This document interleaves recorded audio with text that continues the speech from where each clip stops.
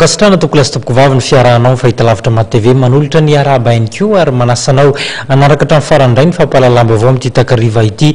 Anisan'ny resaka nandehibe tatoato ary mahaliana ny mpanara-baovao ny mahakasika ny fanesorana amin'ny toerany amin'ny ministry ny Angovo Andriamatoa Fiainena Richard. Isan'ny hoentina amintsika ary nazahoana akony ny manodidina izay sy ny fanon-kevitra samihafa.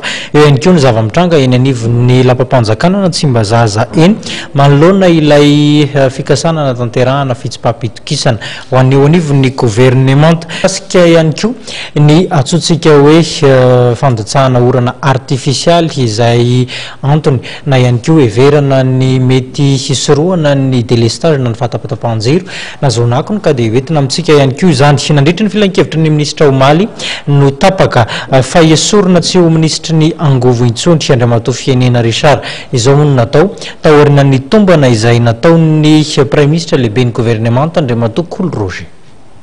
Nesorina tsy ho mpikambana ao anatin'ny gouvernement Coly Roger ny ministry ny Angovo Fiainena Richard.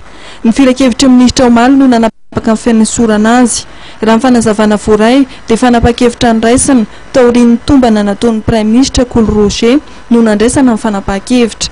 Ny général Erlanto Ravelo Arson no nampandreketina vonjimaika ny toeran'ny ministry ny Angovo hisolo toerana azy. Anisan'ny voalaza fa nahatonga ny ministra Fiainena Richard ny soran'ny gouvernement ny olana tsy voavaha momba ny délestage izay mila miaombo ary miamahazo vahana hatrany saika manerana ny nosy. Saika efa miaina izany avokoa ireo tanan-dehibe rehetra eto Madagasikara. Ny any amin'ny faritra sasany aza dia nitombo avy be izao ny faharetany fahatapahan-jiro isan'andro.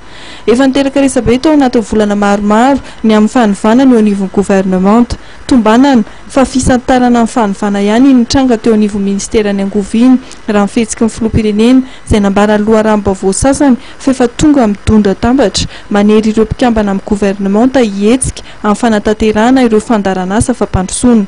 Ankoatra ministry ny Angovo dia fantatra fa misy ministra hafa ihany koa efa novan'ny Premier ministre tombana amin'izao fotoana izao tahaka ministry ny fiarovam-pirenena sy ministry ny antany.